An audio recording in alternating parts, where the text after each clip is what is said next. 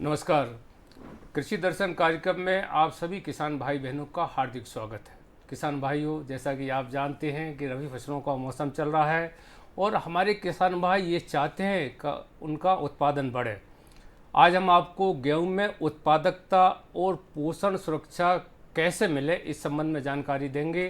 दरअसल गेहूं में उत्पादकता का अर्थ है कि किसानों का जो गेहूं बोया है उसमें उत्पादन ज़्यादा बढ़े, और साथ में पोषण आहार से आशा ये है कि जो खाने वाले गेहूं के खाने वाले हमारे उपभोक्ता हैं उन्हें उसमें पर्याप्त जो है पोषण उपलब्ध हो। कैसे हो, उत्पादन बढ़ाने के लिए हमें कौन कौन सी वैज्ञानिक तकनीकी पहलुओं का उपयोग करना चाहिए, साथ में ऐसी कौन कौन सी प्रजाति हैं जिनमें विटामिन्स, प्रोटीन और खनिज की मात्रा अत्यधिक मात्रा में है, जिससे हमारे जो खाने वाले गेहूं उपभोक्ता हैं उससे उनको पोषण सुरक्षा भी प्राप्त हो। तो आज हम आपको गेहूं में उत्पादकता और पोषण सुरक्षा क्या है इस संबंध में जानकारी देंगे। जानकारी देने के लिए आज हमारे साथ हैं कृषि विज्ञान केंद्र उज्जैन से कृषि वैज्ञानिक डॉक्टर सविता कुमारी जी। डॉक्टर साहब, आपका कार्यक्रम में स्वागत है। डॉक्टर साहब, सबसे पहले तो आप हमारे किसान भाइयों को ये बताएं कि गेहूं में हमारे किसान भाई कैसे अधिक उत्पादन बढ़ाएं, साथ में ये उत्पादकता और पोषण सुरक्षा क्या है, इसका अभिप्राय क्या है? यदि हम गेहूं में उत्पादकता की बात करते हैं, आज हमारे जैसे किसान भाई हैं प्रति हेक्टेयर 45 क्विंटल गेहूं का उत्पादन ले रहे हैं, तो उसमें अभी बहुत अंतर है। हमारे किसान भाई 90 क्विंटल 100 क्विंटल तक प्रति हेक्टेयर गेहूं का उत्पादन ले सकते हैं। उसके लिए हमें सही प्रबंधन की आवश्यकता है, और सही प्रबंधन के बहुत महत्वपूर्ण कुछ कारक हैं, जिसमें पहला जो कारक है कि हमारे किसान भाई खेत को कैसे तैयार करें, उसमें बीज दर का इस्तेमाल कैसे करें, नींदा नियंत्रण कैसे करें, और सिंचाई की कौन कौन सी ऐसी अवस्थाएं हैं जिन अवस्थाओं पे सिंचाई करें, और जो पोषक तत्वों की आवश्यकता है हमारी फसल को, उसका किस प्रकार से किस समय पे उसका हमारी खेत में आपूर्ति करें, जिससे हम प्रबंधन के द्वारा अपनी जो उत्पादकता है, उत्पादन है, उसको हम बढ़ा सकते हैं। और यदि हम बात करें पोषण सुरक्षा की, पोषण सुरक्षा आज के समय पे बहुत ही ज्वलंत विषय है और आज की आवश्यकता है। आज के समय पे दिन प्रतिदिन हमारी जो मृदा का स्वास्थ्य है वो गिरता जा रहा है। हम इसको कह सकते हैं कि आज हमारे खेत बीमार हैं, और बीमार खेत से जो हमारा उत्पादन है वो भी कहीं ना कहीं स्वास्थ्य की दृष्टि से कमज़ोर है, उसमें वो ताकत आज नहीं बची है। इसलिए पोषण सुरक्षा ये आज की महत्व को देखते हुए हमें इस बात पे ध्यान देने की आवश्यकता है कि ऐसी क्या प्रबंधन तकनीकी अपनाएं जिससे हम अपनी फसलों में पोषण सुरक्षा कर सकें, मुख्य रूप से गेहूं फसल में। किसान भाइयों, महत्वपूर्ण बात तो ये है कि उत्पादन के साथ साथ आप जो गेहूं का उत्पादन ले रहे हैं, उत्पादन कर रहे हैं, उस गेहूं के दाने में कितने पोषक तत्व हैं, जैसे कितना प्रोटीन है, कितना विटामिन है, कितना खनिज है, जिससे जो खाने वाले हैं तो वो स्वस्थ रहें और उसमें पौष्टिकता रहे। आज हम इस बात पर ज़्यादा जोर देंगे, पर पहले गेहूं में उत्पादकता के लिए किसानों को क्या प्रबंधन करना चाहिए, ये बताएं डॉक्टर साहब। जी, उत्पादकता बढ़ाने के लिए सबसे पहले जो हमारे किसान भाई हैं, जब भी वो खेत तैयार करें उसमें देशी खादों का समावेश जरूर करें, क्योंकि देशी खादें हमारे खेत को भुरभुरापन प्रदान करती हैं, और जो भी हम उर्वरक उसमें हम दे रहे हैं अपनी फसलों के लिए, उनका सही से दोहन हमारी फसल कर पाती है, या हम कहें पोषक तत्वों का सही प्रकार से हमारी फसल ग्रहण कर पाती है, यदि हम उसमें कार्बनिक द्रव्य की मात्रा को बढ़ाएं। उसके साथ साथ प्रबंधन का जो बहुत ही महत्वपूर्ण विषय है कि जो हमारे उर्वरक हैं हमें कितनी मात्रा किस समय पे देनी है। समय बहुत महत्वपूर्ण होता है कि हमारी फसल की किस अवस्था में हमें कौन सा पोषक तत्व देना चाहिए, उसकी कितनी मात्रा देना चाहिए, और उसका समय कौन सा होना चाहिए, ये बहुत महत्वपूर्ण होता है। दूसरी चीज़, यदि हमारे किसान भाई इसमें और अधिक लाभ लेना चाहें तो मृदा परीक्षण के आधार पे अपनी जो फसलें हैं उसमें पोषक तत्वों का हम समावेश करें, जिससे हमें पता रहेगा कि कौन से पोषक तत्व ऐसे हैं जिनकी हमारी मिट्टियों में कमी है और कौन से पोषक तत्व हैं जिनकी मात्रा हमें ऊपर से देने की आवश्यकता नहीं है। इसका आकलन हम मिट्टी परीक्षण के आधार पे कर सकते हैं। उसके साथ साथ जो भी आप किस्में लगा रहे हैं उसकी आवश्यकता, उसको कितने नाइट्रोजन की आवश्यकता है, कितना फास्फोरस की आवश्यकता है, कितने पोटास की आवश्यकता है, जो उसकी अनुशंसित मात्राएं हैं उनका प्रयोग करें। साथ ही सिंचाई की व्यवस्थाएं समुचित करें, खरपतवार प्रबंधन करें। किसान भाइयों, जब हम उर्वरक अर्थात खाद अपने गेहूं की फसल में देते हैं, आपने दिया ही होगा, महत्वपूर्ण प्रश्न ये है कि उस खाद को कब कब कितनी मात्रा में देना चाहिए, ये डॉक्टर साहब से ही पूछ लेते हैं। जी, ये बहुत दिनेशी आपने बहुत अच्छा प्रश्न किया कि हमें जो हम नाइट्रोजन हम अपनी गेहूं फसल में दे रहे हैं जिसकी अनुशंसा 120 से 150 किलोग्राम प्रति हेक्टेयर है। यदि हम फास्फोरस की बात करें तो 60 किलोग्राम प्रति हेक्टेयर उसकी अनुशंसा है और पोटास की अनुशंसा 40 किलोग्राम प्रति हेक्टेयर है हमारे गेहूं में। तो हमें जो फास्फोरस और पोटास की मात्रा है वो पूरी आधार खाद के रूप में ज़मीन में ही बुवाई के समय हमें देना चाहिए। लेकिन जो नाइट्रोजन है, क्योंकि नाइट्रोजन तत्व चलित स्वभाव का है, इसे हमें 3 भागों में करके अपनी मिट्टी में देना है कि जिसका 1/3 भाग हम ज़मीन में आधार खाद के रूप में दें और जो 1/3 मात्रा हमारी बची है जब हमारी गेहूं की फसल में जो शीर्ष जड़ निकलती है, क्राउन रूट इनिशिएशन होता है, पहली सिंचाई के बाद तुरंत हम उस यूरिया की एक नाइट्रोजन की डोज का इस्तेमाल करें। उसके बाद जो दूसरी हमारी बहुत महत्वपूर्ण स्टेज है हमारी गेहूं फसल में, गफोट की जो अवस्था है, तो हम दूसरा जो 1/3 भाग है नाइट्रोजन का उस समय पे उसका प्रयोग करें तो हम जो नाइट्रोजन है उसकी उपयोग क्षमता को बढ़ा सकते हैं अपनी फसलों में और हम उससे ज़्यादा लाभ ले सकते हैं। उसके साथ साथ हमारे जो किसान भाई हैं उनको इस बात पे भी ध्यान देना चाहिए कि इसके अलावा यदि हमारी मिट्टी में जिंक की कमी है तो 5 किलोग्राम प्रति हेक्टेयर के आधार पर ज़मीन में जिंक खाद का भी प्रयोग करें और यदि हमारी मिट्टियों में सल्फर की कमी है तो 20 किलोग्राम प्रति हेक्टेयर के हिसाब से हम सल्फर का भी प्रयोग करें तो हम ज़्यादा से ज़्यादा उत्पादन लेने में सक्षम हो सकेंगे। बिल्कुल बिल्कुल, फसल में समय समय पर खाद या पोषक तत्वों को देना चाहिए। जैसे भी हम भोजन करते हैं तो 2 समय या 3 समय हम भोजन करते हैं, एक ही समय में पूरा भोजन थोड़ी कर लेते हैं, उससे नुकसान भी होगा और पोषण भी नहीं मिलेगा। इसलिए किसान भाइयों को जो हमारे वैज्ञानिक आपको सलाह देते उसके अनुसार ही पोषक तत्व और उर्वरक प्रबंधन करना चाहिए। डॉक्टर साहब, ये देखने में आता है कि गेहूं की फसल बोने के बाद अनेक प्रकार के नींदा अर्थात खरपतवार उगे आते हैं, इससे भी फसल प्रभावित होती है, तो नींदा प्रबंधन कैसे करें? जी बिल्कुल, नींदा, क्योंकि यदि हम गेहूं फसल के बारे में बात करें तो हमारा उत्पादन 50% तक हमारी खरपतवार से प्रभावित होता है, क्योंकि खरपतवार और हमारी मुख्य फसल के बीच में एक प्रतिस्पर्धा होती है पोषक तत्वों के लिए, तो कहीं ना कहीं हमारी मुख्य फसल को वो पोषक तत्व नहीं मिल पाते हैं। तो इसके लिए हमारा प्रबंधन बहुत पहले से ही शुरू हो जाना चाहिए कि हमें 3 साल में एक बार हम गहरी जुताई कराएं, जिससे हम काफ़ी हद तक खरपतवारों का नियंत्रण कर सकते हैं। यदि आवश्यकता लगे तो हम पलेवा करके अपनी गेहूं की बुवाई करें, जिससे जब हम पलेवा करके जुताई करते हैं तो जो खरपतवार हमारे उगे हैं हम उनका काफ़ी हद तक प्रबंधन कर सकते हैं। उसके साथ साथ फिर भी हमें लगता है कि हमारी खेत में खरपतवार की समस्या है तो हम बुवाई के समय प्री एमरजेंस जो खरपतवार नाशी हैं उनका प्रयोग करें तो हम काफ़ी हद तक खरपतवारों से बचाव कर सकते हैं। यदि हमें आज हमारी 30-35 दिन की गेहूं की फसल है और खरपतवार की समस्या यदि हमें दिखाई दे रही है तो उसमें तुरंत हमें अच्छे खरपतवार नाशी का प्रयोग करना चाहिए, जिससे हम उसको नियंत्रित कर सकते हैं। जैसे क्लोर्डिनोफास प्लस सल्फोसल्फ्यूरान को हम यूज कर सकते हैं या क्लोर्डिनोफास प्लस सल्फ्यूरान का प्रयोग हम अपनी गेहूं फसल में खरपतवार नियंत्रण के लिए कर सकते हैं, जिससे कि हमारा उत्पादन प्रभावित ना हो। तो ये बहुत ही आवश्यक है। अरे सुन तो।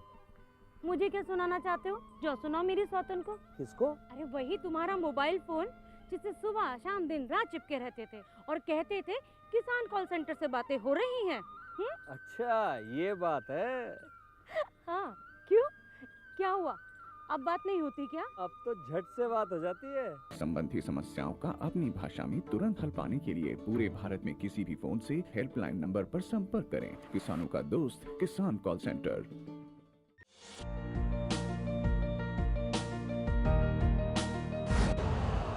यूरिया का स्वदेशी उत्पादन 70 लाख टन बढ़ाने के लिए 6 उर्वरक संयंत्रों का उद्धार किया जा रहा है। FCIL के गोरखपुर, सिंदरी, तलचर और रामागुंडम संयंत्र, HFCL की बरौनी इकाई और BVFCL की नामरू फोर्थ। सोने पर सुहागा ये है कि देश में अब बनेगा सिर्फ नीम लेपित यूरिया, क्योंकि इससे होगा किसानों का फायदा ही फायदा। अनाज का उत्पादन 10% तक बढ़ेगा। बढ़ेगी 10 से 15% नाइट्रोजन क्षमता।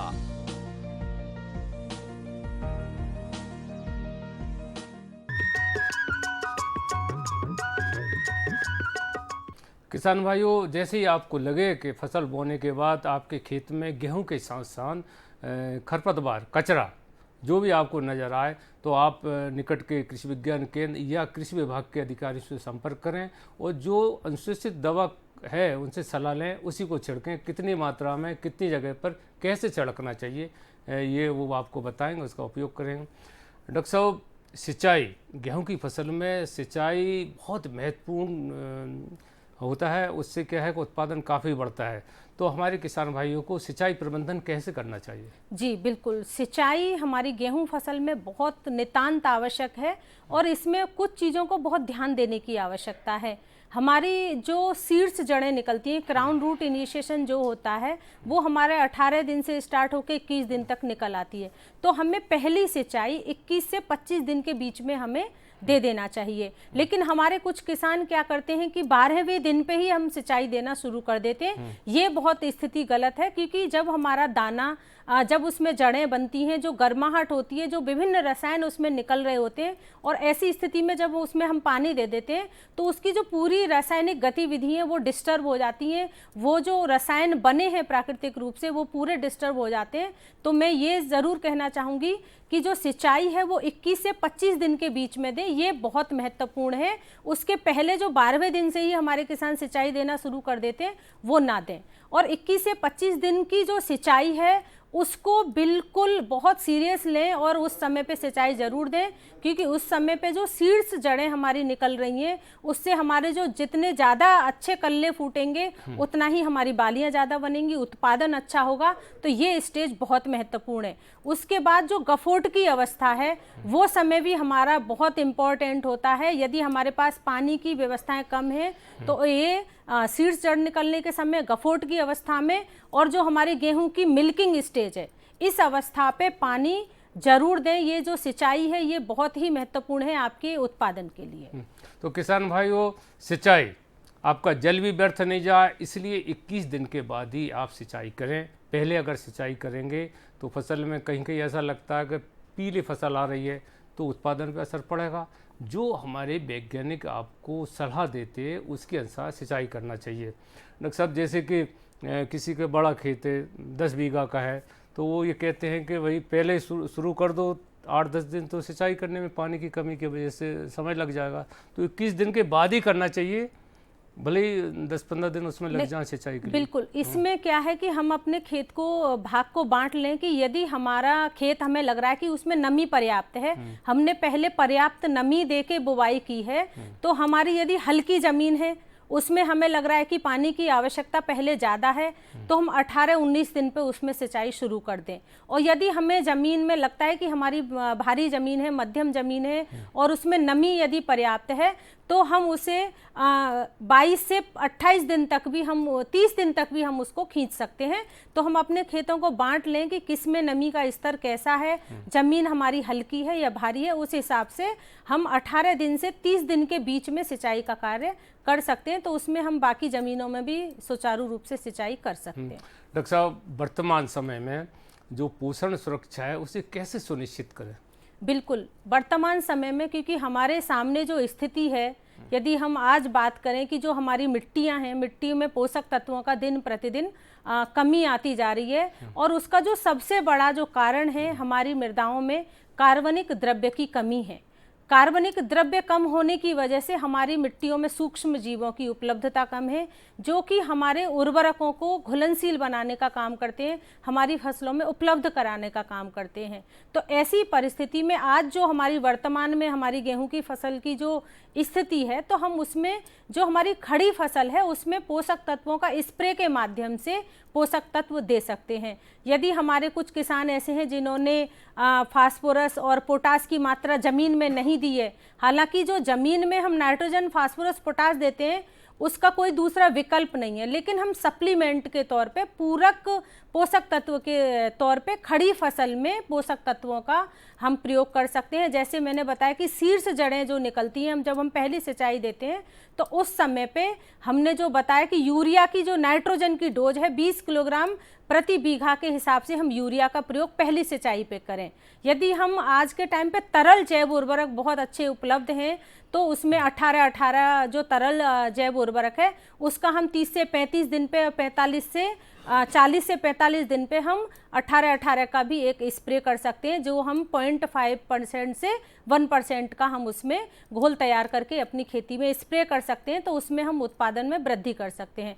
उसके साथ साथ यदि हम पोषक तत्व जैसे जिंक की बात करें, जिंक के साथ क्या है कि ये फास्फोरस के साथ अघुलनशील अवस्था में आ जाता है, या आज के टाइम पे हमारी मृदाओं का पीएच बढ़ता जा रहा है, तो ऐसी स्थिति में भी जिंक की उपलब्धता हमारी फसलों में प्रभावित होती है। या फिर हम ये कहें कि हमारी जो मिट्टी में ठंड की वजह से, सर्दी की वजह से भी जिंक जैसे पोषक तत्व हमारी फसल बहुत आसानी से नहीं ले पाती है, या कार्बनिक द्रव्य मिट्टी में कम होने की वजह से भी पोषक तत्व फसल कम ग्रहण कर पाती है। तो ऐसी स्थिति में हम अपनी फसलों में जिंक जैसे सूक्ष्म पोषक तत्वों को स्प्रे के माध्यम से दे सकते हैं, और इसका हम 0.5% से जो घोल बना के तैयार करके और उसका छिड़काव हम अपनी 30 दिन से 35 दिन की फसल पे, 45 से 50 दिन की फसल पे 2 स्प्रे कर सकते हैं। तो इससे हम अपनी गेहूं की फसल में पोषकता बढ़ा सकते हैं। इसी प्रकार से हम आयरन का छिड़काव कर सकते हैं, और फूल आने के पहले हम बोरान का स्प्रे कर सकते हैं, जिससे फूल अच्छे बनेंगे, दाना अच्छा बनेगा। तो हम इस तरह से पोषकता अपनी गेहूं में बढ़ा सकते हैं। तो किसान भाइयों, अभी आपने देखा डॉक्टर साहब ने आपको गेहूं की जो उत्पादन कैसे बढ़े, पोषण सुरक्षा कैसे हो, उपभोक्ता तक जो खाने वाले गेहूं उनको कौन कौन से अच्छे गेहूं पिने, इस संबंध में जानकारी दी। डॉक्टर साहब आपने आज हमारे किसान भाइयों को बड़ी महत्वपूर्ण जानकारी दी, बहुत बहुत धन्यवाद। नमस्कार किसान भाइयों, खबरें खेती में आपका स्वागत है। आइए डालते हैं एक नज़र आज के कृषि समाचारों पर। खेती के लिए युवाओं से आइडिया लेगी सरकार, 10% बैंक लोन छोटे किसानों के लिए सुरक्षित। गेहूं उपार्जन पंजीयन 7 फरवरी से। प्रदेश में बनेगी सहकारी क्षेत्र की डेयरी परीक्षण प्रयोगशाला, और 51 लाख मीट्रिक टन से अधिक धान की खरीदी। और अब खबरें विस्तार से। भारतीय कृषि को आधुनिक और मुनाफेदार बनाने के लिए अब सरकार युवाओं की सोच और तकनीक का सहारा लेगी। केंद्रीय कृषि मंत्री शिवराज सिंह चौहान ने कहा है कि युवा उनके लिए केवल छात्र नहीं है, बल्कि वे भारत की खेती को बदलने वाले नेतृत्वकर्ता भी हैं। यह बात उन्होंने विकसित भारत यंग लीडर्स 2026 के प्रतिभागियों के साथ आयोजित एक वर्चुअल संवाद में कही। श्री चौहान ने कहा कि भारतीय कृषि के रूपांतरण के लिए युवाओं की प्रतिभा का उपयोग करना वक्त की मांग है। उन्होंने जोर देकर कहा कि युवाओं के नए विचारों और नवाचारों के जरिए ही खाद्य सुरक्षा और पोषण सुरक्षा को सुनिश्चित किया जा सकता है। साथ ही खेती को किसानों के लिए अधिक हितैषी और उनकी आय बढ़ाने वाला साधन बनाया जा सकता है।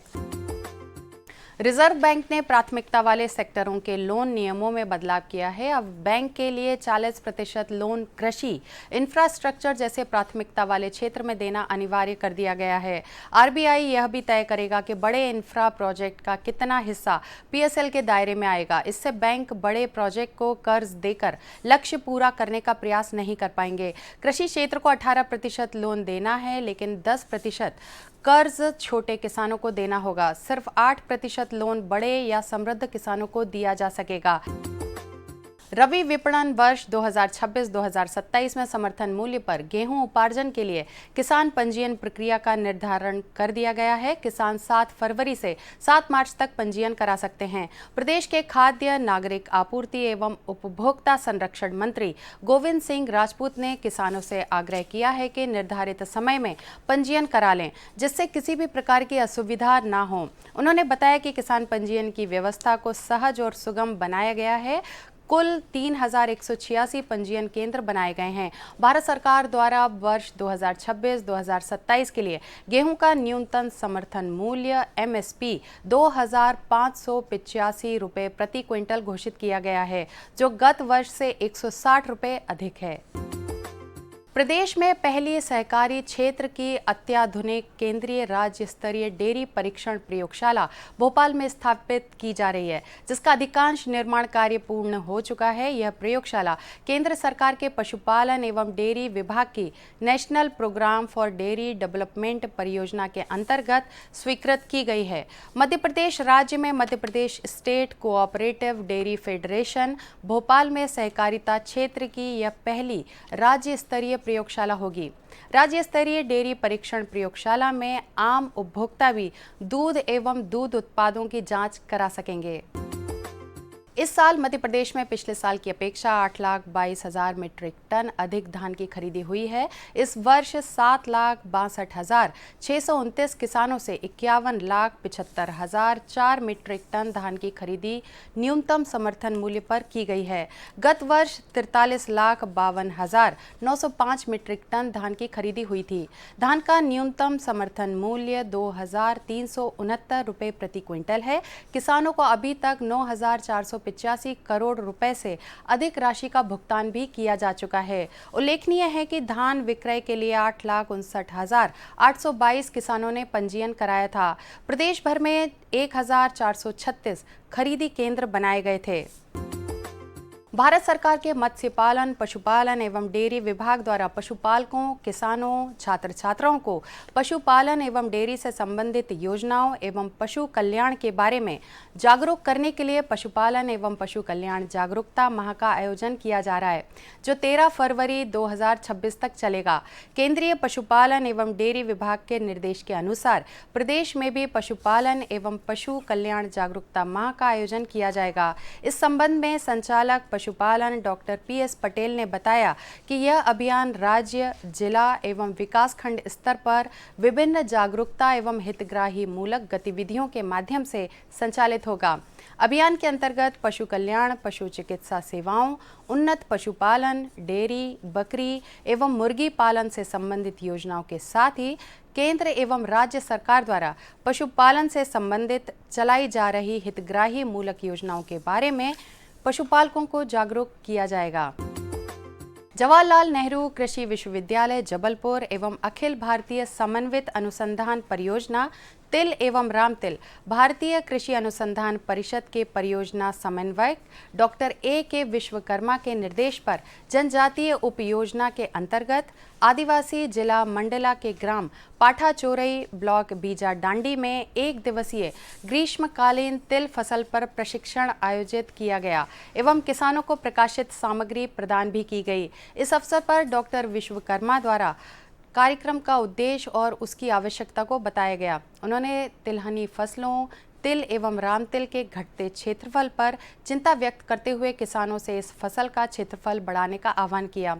उन्होंने तिल एवं रामतिल उगाने वाले क्षेत्र में क्षेत्रफल एवं पैदावार बढ़ाने के लिए किसानों को हर संभव सहायता का विश्वास भी दिलाया। तो किसान भाइयों, आज कृषि समाचारों में फिलहाल इतना ही। इसी के साथ दीजिए अनुमति। नमस्कार।